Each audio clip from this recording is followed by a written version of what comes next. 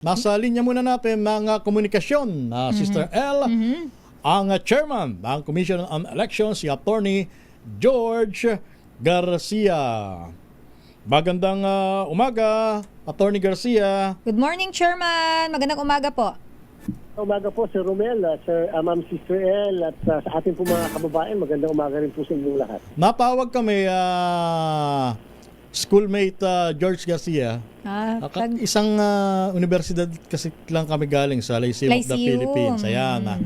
Sapagkat sa Kongreso po ay mayroong isinusulong na panukalang batas na maamyendahan itong Party List Act. Sapagkat ang puna ng ibang mambabatas, ito pong mga Party List Group ay nagagamit na sangkalan ng mga political dynasty.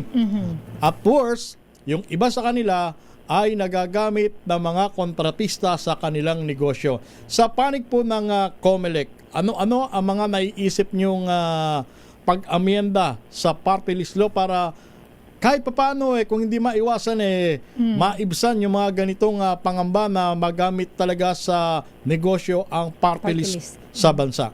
Chairman Garcia.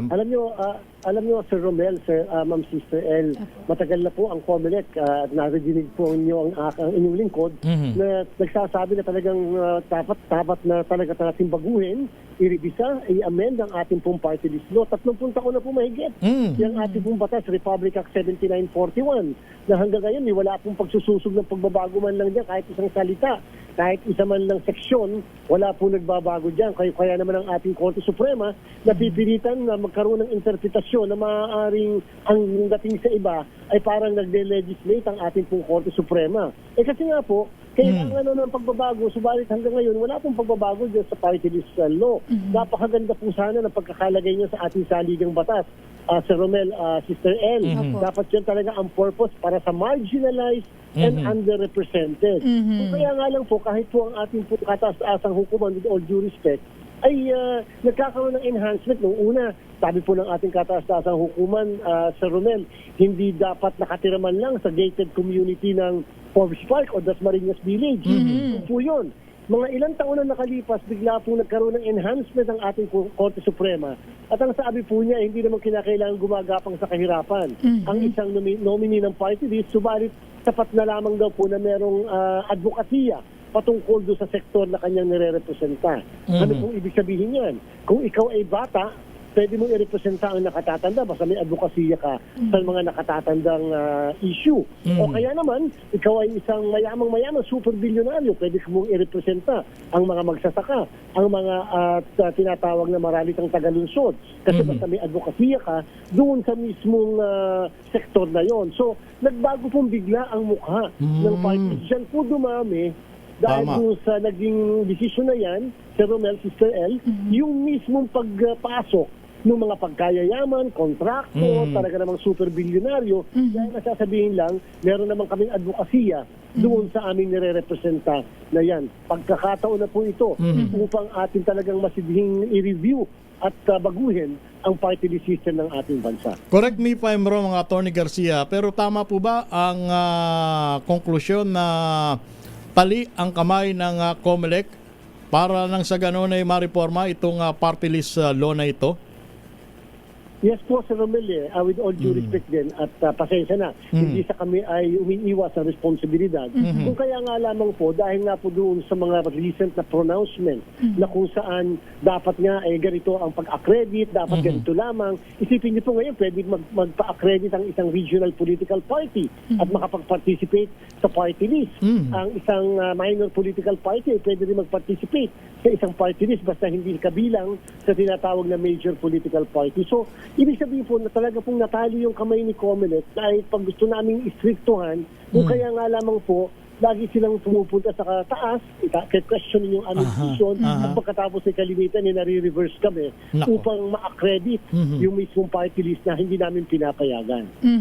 Pero Chairman George Garcia, sir, at least po kahit paano po pwede naman po sigurong magbigay ng insights o pwede pong maging suwestyon ng COMELEC once po na mag-decide tayo na maamyendahan po itong pagdating sa batas ng party list system sa ating bansa para po siguro mas maging magiging maganda yung latag ng batas sa pagpapatupad po nito dahil naaabuso po sa nangyayari sa ngayon?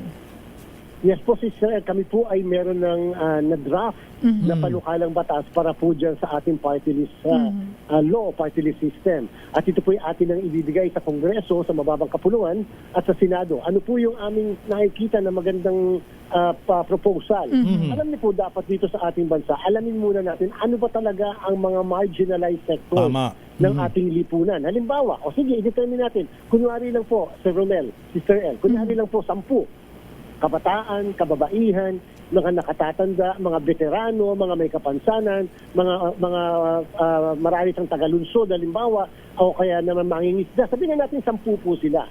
Pagkatapos, pag nagpa-accredit yung party list, dapat maklasify sila kung saang sektor sila babagsak. Tama. So kung halimbawa, merong isang organisasyon na accredit namin, dito kayo sa sektor na to ha. So halimbawa po, at the same time din, dapat yung batas magsabi, kung ang available na party list representatives ay 70, halimbawa. So sa 70 na yon, ilan ang ibibigay natin sa sektor ng kababaihan, ilan ang ibibigay natin sa sektor ng kabataan, base sa kanilang populasyon, base sa kanilang pangangailangan. Ngayon po, kung ang nagpa-accredit sa kababaihan ay 20 na mga organisasyon at yung mismong kababaihan na sektor ay entitled sa 10 na representasyon. So, ang maglalaban-laban doon sa 10 yan, yung 20 na mismo nagpa-accredit sa mismong sektor na yon. So, ang isa naman halimbawa merong 30 organisasyon, halimbawa sa mga mangingisda. At pagkatapos ay 5 lamang ang entitled na representasyon ng mga mangingisda. So yung 30 yun, sila maglalaban-laban and therefore kung sino yung makakakuha ng pinakamatataas na boto para ma-entitled sa bawat representasyon sa 5, sila lang po ba? So that, at Sir Romel, Sister El, sa bawat pagkakataon, laging may representasyon ang bawat isang sektor na marginalized sa ating lipunan. Obviously, Attorney Garcia, napakarami po ng bilang ng party list group dyan sa Kongreso. Sa inyo pong personal na pananaw, dapat ba na magtakda ng limitasyon sa numero ng party list group sa Kongreso? Ang ating po kasing problema, kung talaga magtatakda po tayo, mismo ang saligang batas ang nagsasabi na ang representasyon po ng party list ay dapat 20% ng kabuuang miyembro ng House of Representatives. Sa kasalukuyan po, ang naandyan po ay 69 na mismong party list na representatives. Dahil yan po ang nagre-representa ng tinatawag na 20% ng ating pong miyembro ng House of Representatives.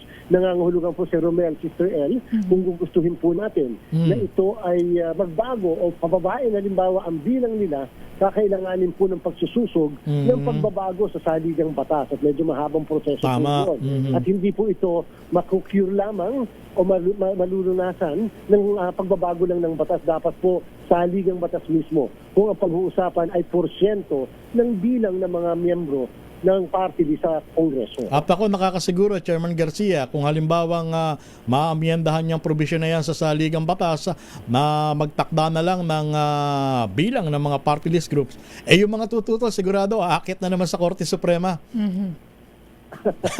O question na Di po ba?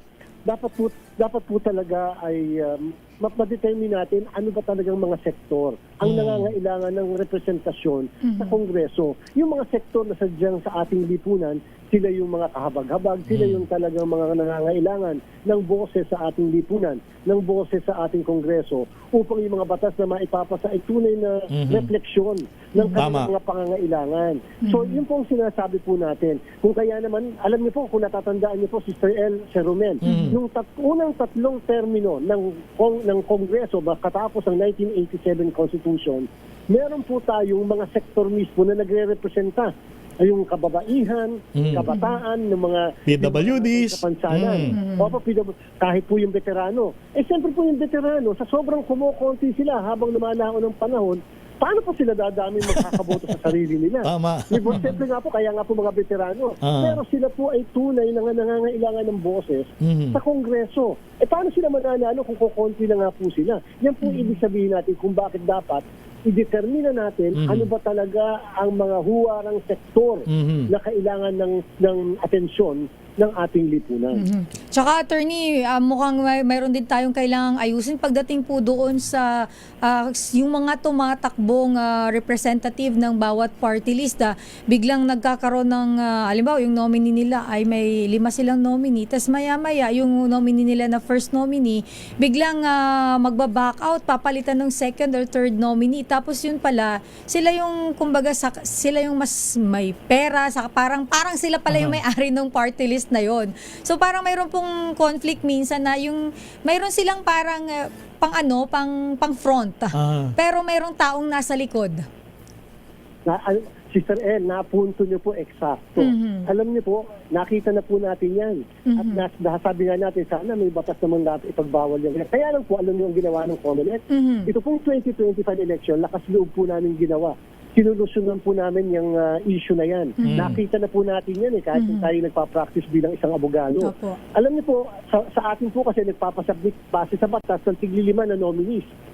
Tama po kayo. Pagkatapos, pagka magsasabit pa lang, mga magsasaka, tunay na mga magsasaka, mga nagbubungkal ng lupa ang kanilang mga nominado. Abay, nung manalo na, iba na. Nominees na sinabit sa amin, nagkasakit, si Romel, lahat may sakit. Sabay-sabay na nagkasakit. At magsasabit ngayon ng mga bagong nominee dahil nanalo ng isang seat. At pagkatapos yung sinabit, hindi na mga magsasaka. Mga may advokasya na lang daw. So, ano pong ginawa namin? Ang ginawa namin, nag-require kami na 10 na nominado ang isasubmit nila. At kapag kami mga nag-withdraw, hindi namin papayagan ang palitan. So walang switching. Hindi namin papayagan. Maliban na lang kung yung nominado ay namatay. O na-disqualify, ayan, pwedeng palitan. Pero kung halimbawa, si number 1 nag-resign, hindi pa pwedeng palitan siya ng outsider na pupunta sa number 1. Ay si number 2 ang pumalit sa number 1. Kahit na siyam na lang ang natitira, hindi pa pwedeng magdagdag sila ng isa para punuan ang 10 dahil nag-resign Pero kung yung isa ay namatay, kahit na sila ay siyam, payagan namin na magdagdag ng isa. Kasi namatay naman o na-disqualify. At least kahit paano pala ito, Attorney Chairman George Garcia, sir, na-address na natin ito kasi parang minsan, sorry sa term, pinaglolo ko nila yung COMELEC tsaka tayong mga tao Sorry for the word, pero talagang pagkaganyan ng estilo, parang binababoy natin ang party list system law Pero sa ibang issue naman, Chairman, samantalahin ko po ito, maitanong ko lang po, yung kumusta po ba yung issue natin dito sa eleksyon yung nai-report din po ni Boy Gonzales sa aming reporter kanina. Eleksyon po sa BAR, matutuloy po ba sa March 30? Ano po ba ang nagiging problema natin, Chairman? Alam niyo po, una muna, natatandaan ng lahat na kaya na-reset ang eleksyon na dapat ay October 13 ay nagkaroon ng desisyon ng Korte Suprema na baliwala yung tinatawag na districting law nila. At sabi po ng Korte Suprema dapat magkaroon ng panibagong districting law ang Bangsamoro ng October 30, 2025. Dumating po October 30, 2025, unfortunately, hindi po nagkaroon ng bagong batas patungkol dyan. So, kami po ay talagang umaasa sana na magkakaroon ng batas. Sabi rin ng Korte Suprema, sige, hanggang November 30, dapat merong batas ng districting. Dumating po on November 30, wala pa rin po. Pero ang Supreme Court nagsabi, bawal lang magkaroon ng mga pagbabago sa teritoryo 120 araw bago mag-eleksyon. So, ang sabi po ng Korte Suprema, ikaw, COMELEC, kung sakaling makapagpasa sila ng batas na October 30 o November 30, hindi lalampas ang pagkukondak mo ng eleksyon ng March 30. Kung kaya nung November 7, 2025, kami po, Sir Romel, Sister L, ay nag-schedule na March 30 ang ating po magiging halalan on the assumption na meron pong papasok na bagong batas ng November 30. Wala pong nagkaroon ng batas. So, ito po naipasa ng isang araw lamang. So, pumasok na po sa 120 days bago mag-eleksyon. At yung po 120 days, para sa kaalaman ng mga kababayan natin, ay isang batas. Hindi po yan pinrescribe lang ng Korte Suprema. Kung kaya po, pagka po kami nag-hold ng election sa March 30, lalabagin po namin yung batas na yun. Kaya po kami talaga ngayon ay nasa masidhing problema kung dapat maituloy o papaano ba. Kasi nga po, kahit naipasa nila yung panukalang batas ng isang araw, hindi pa po ito ganap na batas sapagkat ang sabi ng kanilang panukalang batas, ito po'y magiging epektibo lamang 15 araw pa Ayun. Pagkatapos ma-publish. So, kulang Pebrero pa po rin. yun. Wala na po kaming panahon para makapag- So therefore, Comelec Chairman Garcia, talagang wala pang kasiguruhan na matutuloy Sa 30 po, ang sa March halalan 30. sa BARM. Sa March 30, ganun po ba? Sa mga katanungan po sa akin simula kahapon, hindi ko po sinasagot, pero Sir Mel, sasagutin ko, yes. Sa kasalukuyan, Nako. hindi pa po kami nakakasigurado kung ang March 30 ay matutuloy. Sapagkat ito po ang problema natin. Paano at sino ang mag-fix ng date ngayon ng bagong eleksyon?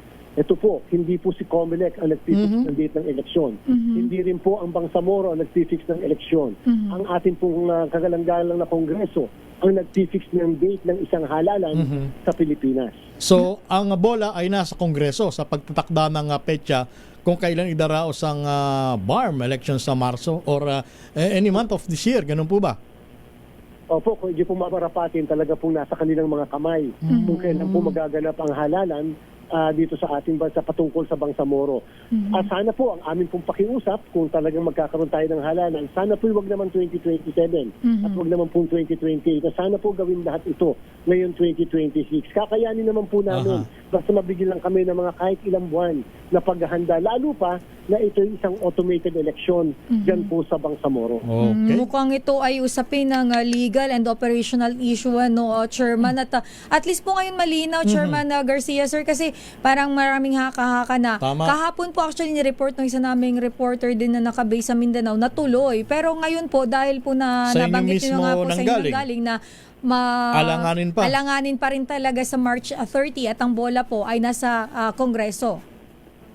Opo, dahil hindi po kasi nasunod si Sir Rubel, yung mismong patakaran ng Korte Suprema na dapat nagkaroon ng districting law na October 30 or November 30, pumasok na po ito sa 120 days na bawal na po sa umiiral na batas na magkaroon ng mga pagbabago sa lalo na po sa mga teritoryo bago magkaroon ng isang halalan.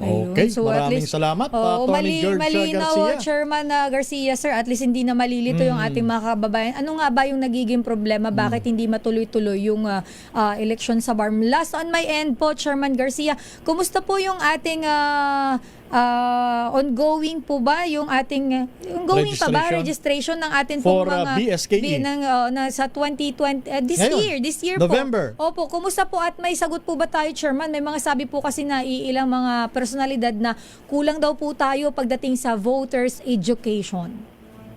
Alam niyo po, natutuwa tayo, nagpapasalamat tayo sa mga kababayan natin. Mukha naman pong hindi po totoo yung sinasabing kulang sa voters education. Sa buong Pilipinas po, tayo po simula ng Oktubre 20 pa lamang, hanggang ngayong araw na to tayo po naka 1.2 million na ng mga kababayan natin nagpaparehistro. Ang target po ni Comelec, ang ating pong registration ay tatagal hanggang Mayo 18 ay abutin po tayo ng mga 2 milyon na mga registered voters. Mukhang kung kayang-kaya natin maabot yun dahil kita niyo po, Enero pa lang nakaka 1.2 milyon na mga botante. At para po sa kaalaman ng lahat, suspended po ang ating pong registration sa Bangsamoro upang hindi nga makagulo doon sa kung sakasakali Bangsamoro parliamentary election. Dahil po ang sabi kasi ng batas, ang Bangsamoro parliamentary election ay pagpapatuloy ng national and local election ng Mayo 12, 2025. Therefore, ang makakaboto ay yung mga botante lamang na nakarehistro at the time ng election ng Mayo 12, 2025. So, but again, ongoing po ang registration natin at yung pong overseas registration natin, 2 taon po yan na nagsimula nitong nakaraang Disyembre ng 2025 at tatagal po ng 2027 September 30. Kaya po yung mga kababayan natin abroad, yung mga kababayan natin dito, ongoing po. Meron po tayong registration sa mga mall, meron din po tayo sa mga local Comelec offices at kami po'y tumatanggap ng inyong mga application. Okay. Maraming salamat, Chairman. Attorney George Garcia. Ang dami namin Ang natutunan dami sa natin inyo. natutunan ngayong umaga. Thank you po, Attorney Garcia. Salamat po. And more power. Po, Good morning. Sir Romel, mabuhay po. Salamat po.